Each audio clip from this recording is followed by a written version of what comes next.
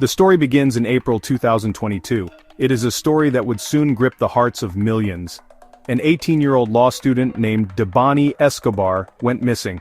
She was last seen in the industrial city of Monterrey, Mexico. Her disappearance was not just another missing person case, it quickly became a national headline, capturing the attention of people far beyond Mexico's borders. The circumstances surrounding her last known moments were mysterious and unsettling. A single haunting photograph would be the last image of her alive, an image that would be shared countless times across social media and news networks, fueling a desperate search. Debanhi's case struck a powerful chord across the country. Her story was not an isolated incident, it was a reflection of a larger, terrifying reality for women in Mexico. Many saw their own daughters, sisters, and friends in Debanhi. They saw their own fears mirrored in her family's desperate search for answers. The initial hours turned into days, and with each passing day, the sense of urgency and public concern grew exponentially. Her face, full of youth and promise, became a symbol of vulnerability in a society struggling to protect its women. The public demanded action and answers from authorities who seemed slow to respond effectively. The search for Debanhi Escobar was intense and widely publicized. Her family, led by her determined father, Mario Escobar, refused to let her case be forgotten. They relentlessly pursued every lead, speaking to the media daily and organizing search parties. Their pain and frustration were broadcast across the nation, creating a powerful connection with the public. Citizens joined the search, plastering posters with Debanhi's face on every corner, and sharing information online. This collective effort transformed a personal tragedy into a public cause, putting immense pressure on law enforcement to find her and bring her home safely. The mystery deepened with each new piece of information that emerged. Debanhi had attended a party with friends but left under confusing circumstances. A rideshare driver, supposedly a trusted contact, was hired to take her home. Instead, he left her on the side of a dark, desolate highway in the middle of the night. He took a photograph of her standing alone on the road and sent it to her friends. This image, showing her defiant but utterly alone, became the final, chilling testament to her last known moments. It raised countless questions and marked the beginning of a tragedy that would expose deep-seated problems within Mexican society.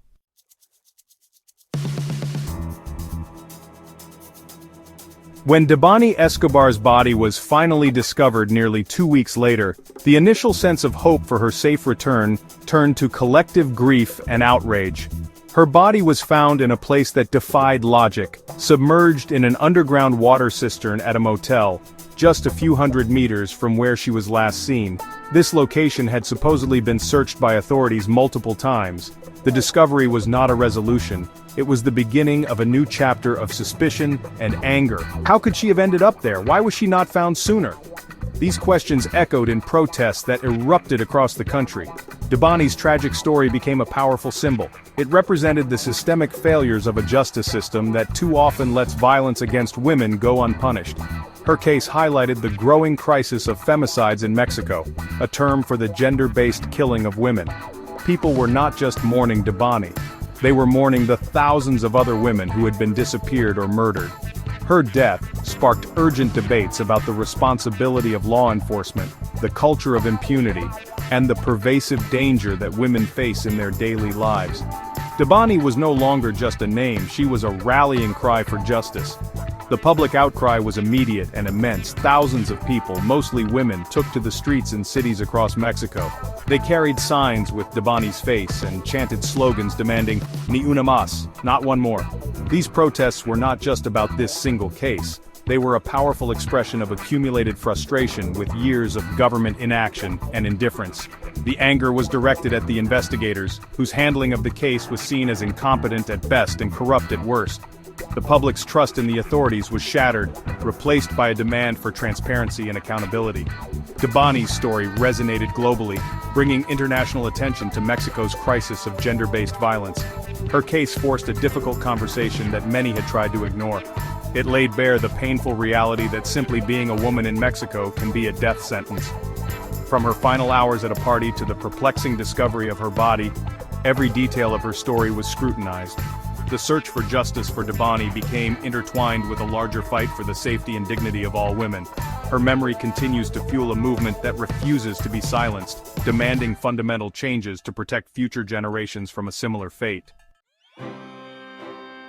Debanhi Susana Escobar Bazaldua was born in 2003 in Nuevo León, Mexico. Raised by loving parents, she was known for her bright spirit, independence, and deep empathy.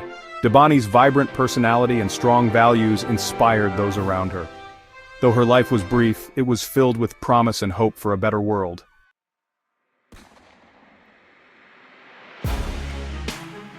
Debanhi Escobar enrolled in the Faculty of Law and Criminology at the Autonomous University of Nuevo León, driven by a passion for justice and social change. She was known for her intelligence, dedication, and commitment to human rights, especially for women. Debanhi dreamed of becoming a force for good, determined to make a difference in her community.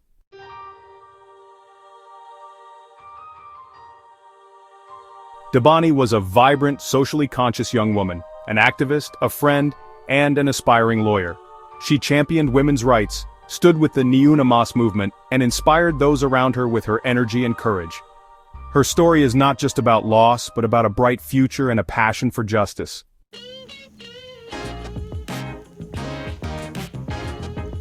On April 8, 2022, Debanhi Escobar set out for a night of fun with friends in Monterrey. The evening began like any other, laughter, music, and excitement at a quinta party. But after a disagreement, Debanhi left alone, stepping into a ride share. That night the ordinary turned tragic and she was never seen alive again.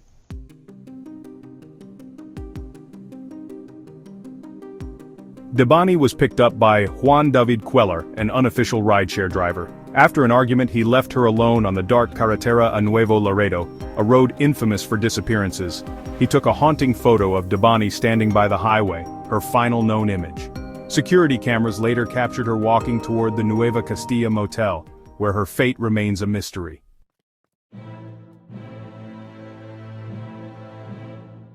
As the sun rose on April 9th, Debanhi's parents realized she hadn't come home. Panic set in as calls went unanswered. They saw the haunting photo of her alone on a dark highway. Their search became a public crusade, her face everywhere. The agonizing search had just begun.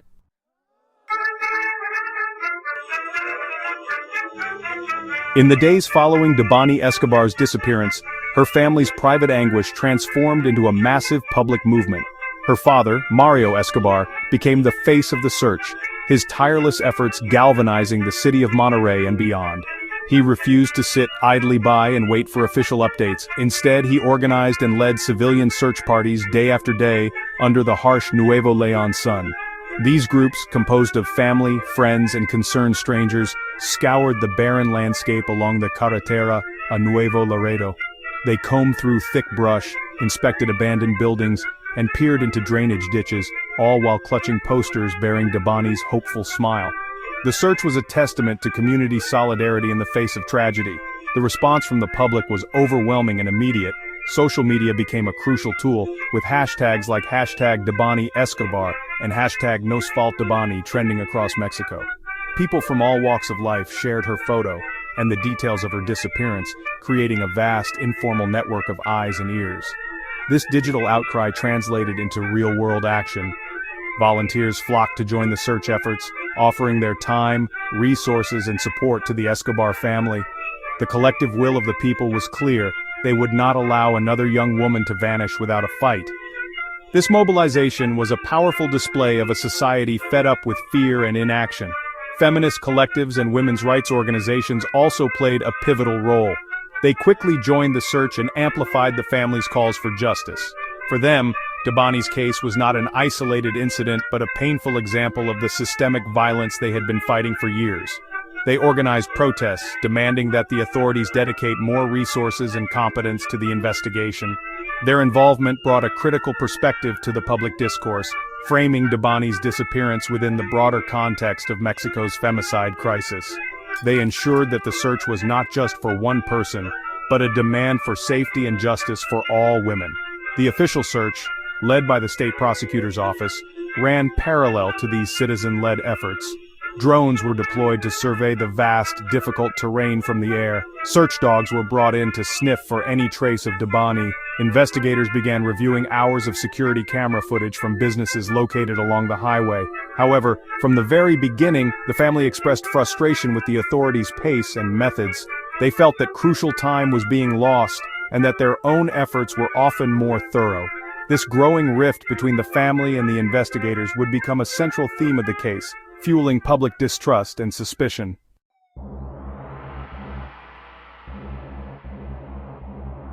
The search turned into a national spectacle, with media coverage intensifying the Escobar family's ordeal. Reporters followed Mario Escobar's every move, broadcasting his emotional pleas and updates. The case became a daily fixture on news programs and in newspaper headlines. The media glare kept pressure on authorities but took an emotional toll on the family. They navigated their grief under constant scrutiny. Every interview was a painful reminder of their missing daughter. Tips and false information poured in, complicating the search. The family and investigators sifted through countless messages and calls. Some claimed to have seen Debanhi in other cities while others offered outlandish conspiracy theories. This deluge of information complicated the search and added to the family's distress.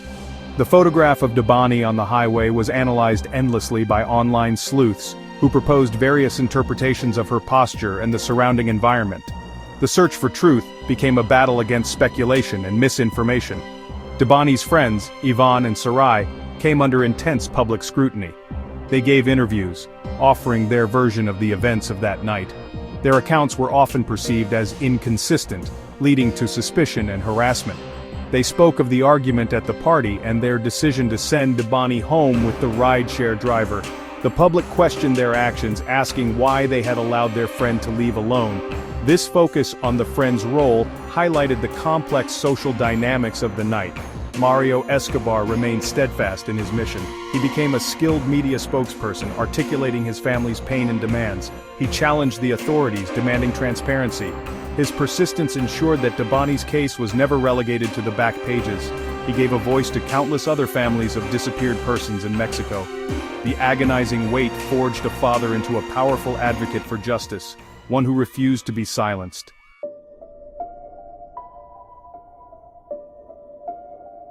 On April 21, 2022, nearly 2 weeks after Debanhi vanished, the search ended in tragedy.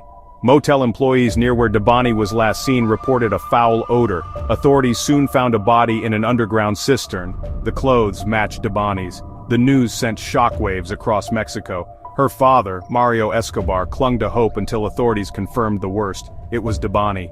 The discovery site, previously searched multiple times, sparked immediate suspicion. How could they have missed her? The official story of an accidental fall was met with disbelief. Debanhi's family insisted she was murdered. The case shifted from a search to a demand for justice, igniting public outrage and protest.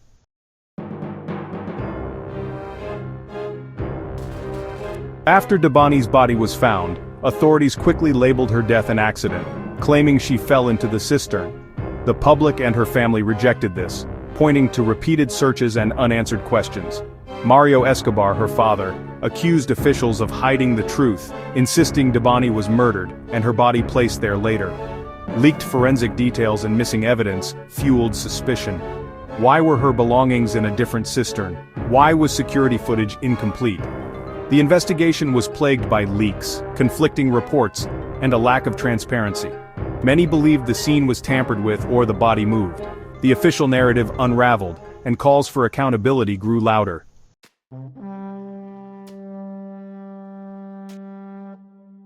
The state's autopsy claimed Debanhi died from a fall, with no signs of assault.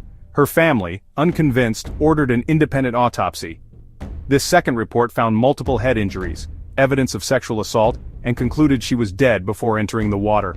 The conflicting autopsies ignited public outrage and forced federal intervention.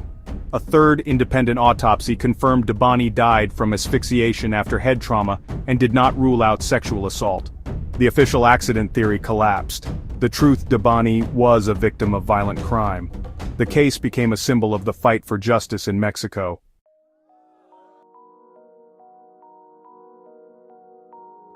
Debanhi's case caused huge protests all over Mexico. Thousands of people, mostly women, marched to demand fairness. Not just for Debanhi but for all women who were killed because they were women. Her picture became a symbol for people to gather around, showing the fear and anger of women everywhere in the country. Protesters spoke out against the government not doing anything, and police being dishonest, asking for big changes in the system. Sayings like "not one more" and "the state is an accomplice" were written on city walls. People's pressure made the authorities look at the case again and remove some officials from their jobs. The protests turned Debanhi's sad story into a big problem for the whole country, demanding that people in charge be held responsible. The movement would not let her story be forgotten.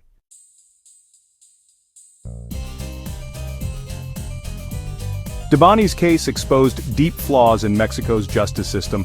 The public watched as authorities mishandled evidence and contradicted themselves, shattering trust.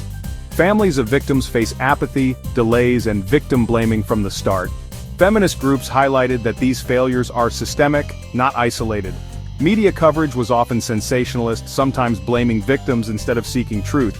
The need for federal intervention and relentless public pressure revealed a broken system. Without public scrutiny, justice for women remains elusive. Debanhi's fight for justice became a call to rebuild a system that had lost all credibility.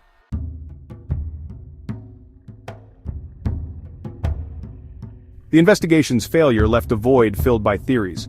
Was Debanhi harmed by someone at the party, the rideshare driver, or strangers on the dangerous highway? Suspicion also fell on the nearby motel, with missing security footage and hidden cisterns fueling speculation. The truth remains elusive, and the case haunts the community.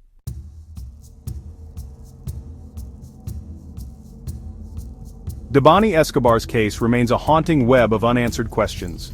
How did her body end up in the motel cistern, and why did it take 13 days to find her? Conflicting forensic reports, missing evidence, and gaps in security footage have left her family and a nation searching for justice that still feels heartbreakingly out of reach.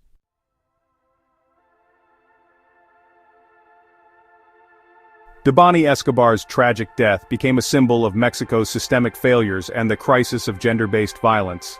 Her story exposed a justice system plagued by impunity, indifference, and a lack of protection for women. The haunting image of Debanhi alone on a dark road is seared into the nation's memory. Her case sparked a movement, demanding justice and real change for all women in Mexico. Debanhi Escobar's memory endures as a rallying cry for change. Her tragic death galvanized a nation, inspiring activism and demanding accountability. Her father, Mario Escobar, turned grief into a relentless quest for justice, becoming a voice for countless families.